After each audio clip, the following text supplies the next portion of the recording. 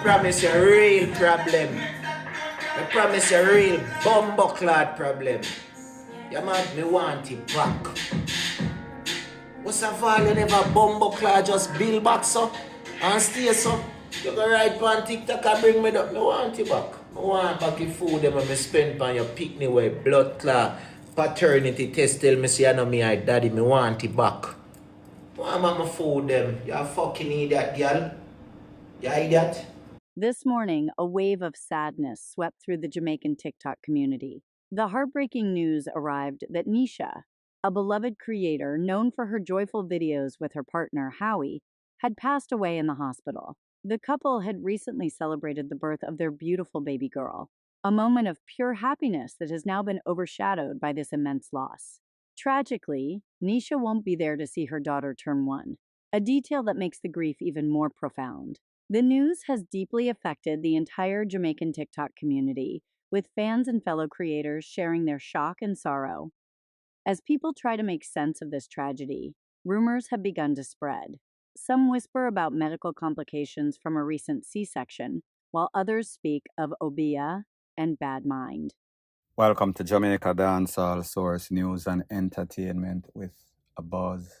Like you see, an ex-tragedy in the TikTok landscape. This time, it is not by a gunshot. These persons were not unalive while unalive. Unfortunately still, she lost her life due to complications from some medical issue. As bad as that is, don't you realize that it seems as if most of the time, maybe I'm not in the link. We don't hear about these TikTokers, have no idea who they are until they actually meet their demise. So as sad as the situation is, it seems as if other TikTokers take time to make some disparaging remarks in times when persons are suffering. Take a look to this one individual, and then I'll give my piece. Blood clot people come on this platform and come fake then dead. Hey, listen man, don't tell me about nobody and then dead. Yeah. If you don't help me go in a ranking, go suck out to the mama and go. Me I tell you that. You go shoot one life in a girl. You go shoot one life in a girl. Can go come back. You go blood clot come back. You go put one next life in him. Bumbo hole. You go suck out to the mama. Now people, did you hear what that young man had to say? At a time like this, you cannot be insensitive. Even if your enemy loses, well, people, I don't know if that is a good reference, because if my enemy loses his life, I am not going to celebrate, but I won't give a damn. Anyway, back to the story at hand. At a time like this, you don't know, you don't say people are cap. You don't say it is a publicity stunt. And then when you start to get a bashing because people are say it is inappropriate, then you start double down. You start lashing out. Whenever you are wrong, you are being wrong and strong. And in this case, such is the case. Point blank and period. So the next thing that is popping in the news, we saw that at the New Rules concert, an artist known as Armani sent out a diss track aimed at Valiant. We saw that Valiant had responded subliminally also in a video post. However, based on a video that has been circulating over social media, it is said that Valiant actually buck up on Armani, and then Armani was told that keep left or keep right or go round so, in which she did. It is said that it was only when Idonia and his crew intervened, saving Armani from getting some coffins. Well, people, I want you to listen what Walk and Talk has to say, and the next individual, and then I'll give my piece. I want to get the biggest walk around them, you know. While I say, hey boy, walk around this, sir. What? Listen to me. When you're going in the street, you tell people suck their mother. Some people will swallow it a matter of time. So, suck mother thing is very serious. So you're saying that, let me understand what you're saying. So you're saying recently, Valiant would have tell him to walk around. How recent was that? That was Zimmer beach. You might walk the San Valiant and say, hey boy, walk around this, sir. And him walk around. Him walk around. Walk around. And not do nothing. Say what if you do? When the crocodile are out, I ask. Yeah, fish and the crocodile them out. You say fish can't go to the So crocodile. you're saying to me that Armani did not act as a big man. That shows that he's not afraid of anybody anymore. No, like what Portugal said, no girl, no boy. man. You know, walk around. Yeah. You got to walk around. So people, that was what Walk and Talk had to say. And again, Walk and Talk probably have ulterior motives since him and Armani are not good. Because if you had remember, there was some verbal dispute between Armani and Walk and Talk in which they were dissing up each other. So I say this to say that maybe Walk and Talk views might be a little biased. He might have ulterior motive. Not to say that he had any sorts of reason to lie, or not to say that it did not happen as he said it. He might be exaggerating. He might be over-sensationalizing what took place. However, when there's a next individual that also echoed the same sentiments, it starts to sound even more believable. I want you to take a listen, take a look to what this man has to say, and then I'll give my piece. Since the Valiant rush Armani if you lick off in your face, you know. I know say I don't a beg for him. I don't a quash out everything. See? Valiant bad up Armani wicked. And I know say at the same time he might bad up Armani. If Popcorn were in at the same venue, he would have cut. Remember say a months now, you know. Valiant a run from Popcorn, you know. See it? As the Kartel say, if I run down your shot now, you can never catch it. See, the wickedest thing, you know.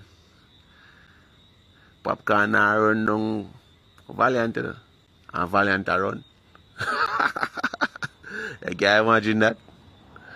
Valiant afraid of Popcorn, man, but he have strength for bad up Armani. So people, you heard what Walk and Talk had to say, and you heard what this individual had to say. One thing for sure, two things for certain. You have to know your place. Know if you're bad or not. You cannot be on stage sending out any sorts of disses, whether it's subliminally or directly. Because when you buck up upon that person, you will have to answer to your deeds. And one thing that we've learned is that there's a totem pole hierarchy in a dancehall. So in other words, Armani is afraid of Valiant. And based on what this man is saying, Valiant is spooked of Popcorn. So Popcorn are the baddest out of all three. Pretty much is what he is saying. Point blank and period. So the next thing that is popping in the news is based on an interview that has a whole lot of Gaza fans in them feelings because they felt as if the person being interviewed by Naro is kind of dissing the world boss. And this is based on what he said as it pertains to Vybz Kartel not knowing Keys at first, and definitely is not a great performer. It seems as if the Gaza fans felt as if he was slighting, shading, dissing the world boss. I want you to take a listen, take a look to the actual edited version of that interview, that specific part, and then I'll give my piece. Kartel could never manage a band, even before. I'm not asking. Why? But a lot of reasons. I mean, like being able to perform in a band is a talent within itself. You know? True. Remember the first part of Kartel career.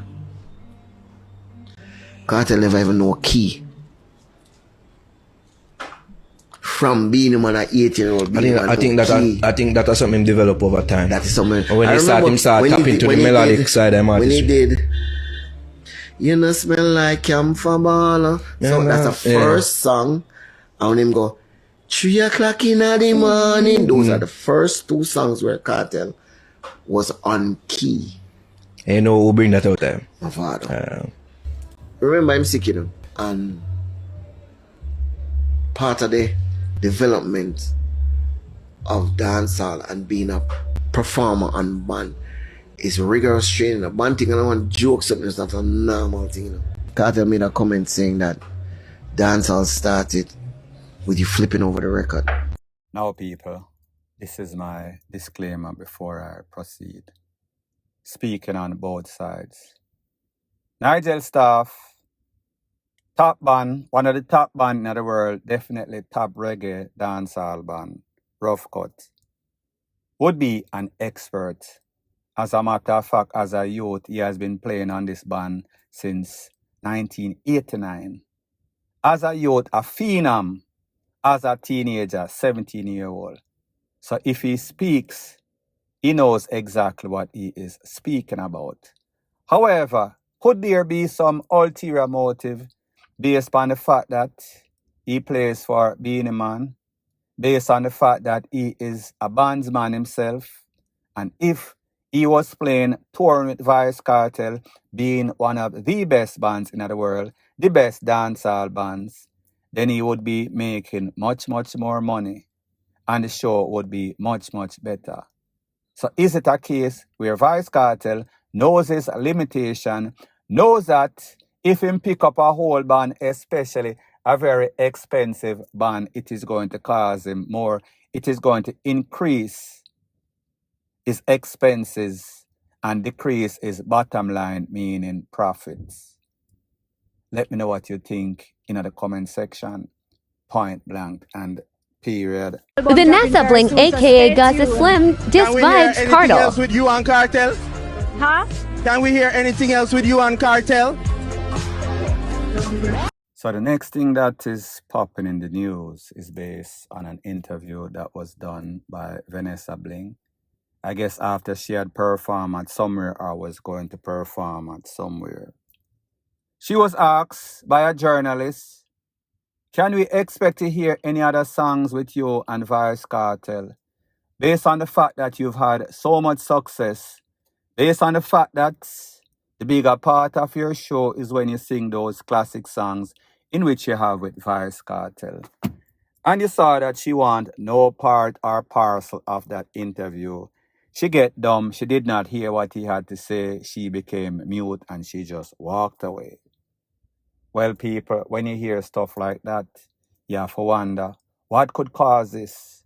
Why would she react in such a way? And there are a couple of reasons why.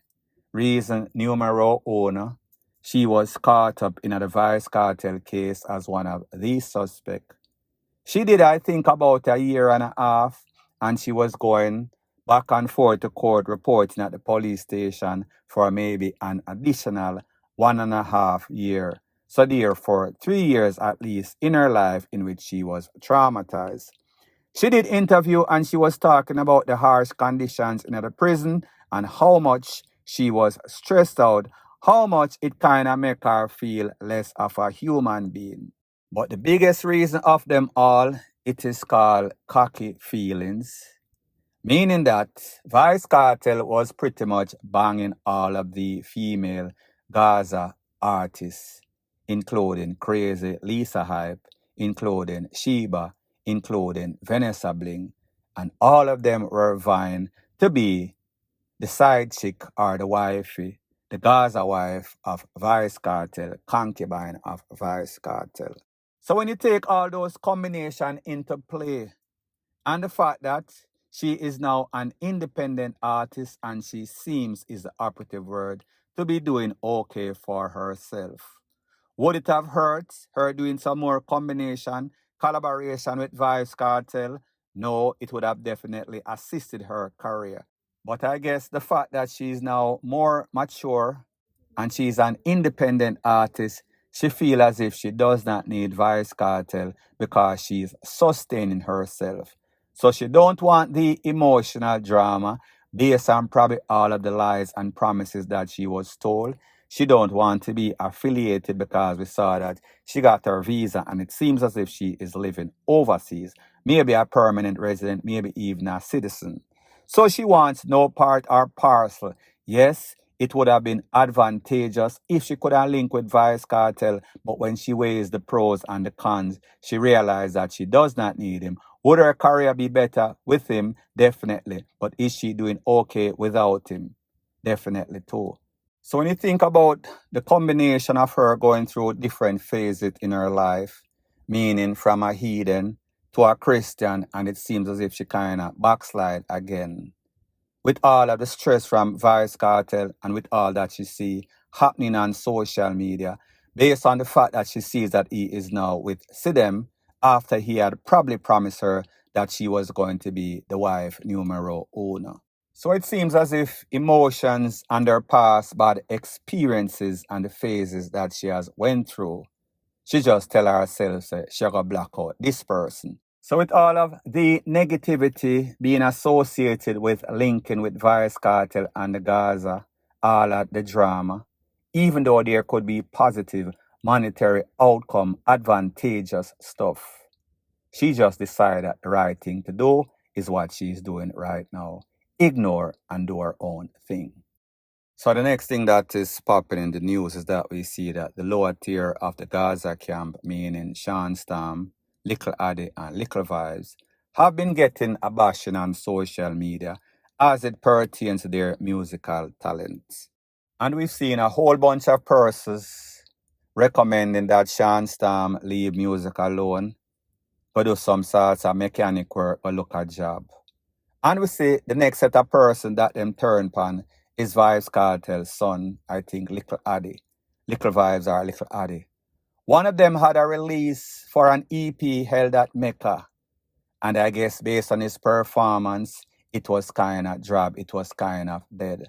So two individuals who are always criticizing people, this is exactly what they had to say. I am going to show you the edited version, shortened version of what they had to say, and then I am going to give my piece. Yo, Kartel two little boy them for low music a blood clot loan. Music is not fun of you. Me see the man them a work a stage show, dog. That's one of the laziest performance one me ever seen in the history of all of the fucking dancehall. All them mother did that, dog. All the man them mother did and the man them mother record the crowd. Imagine your son up on stage a perform and you record the crowd. All Mad Sus did that to blood clot. Mad Sus look surprised at. Yo, man, them lazy part, dog, and so dog, you know, low music a bumbuckler alone, dog. Not because you know father have blood clot artist. That no means you know have to count on artist. You know, is not destined for music, bro.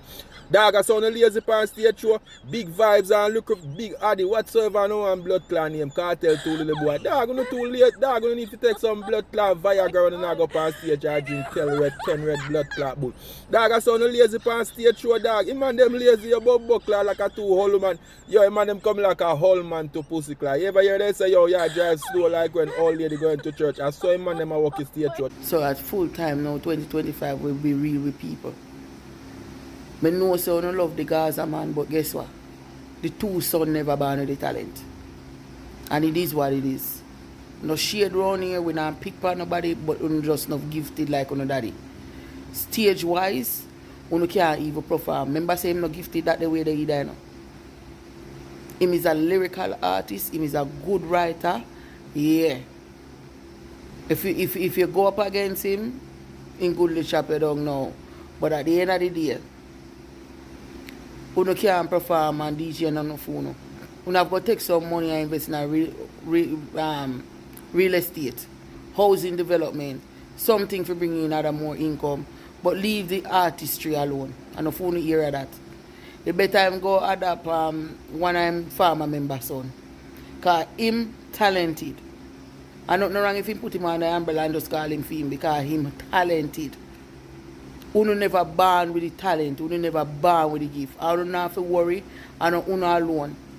So people, like I said, those were the edited version of what those two individuals had to say.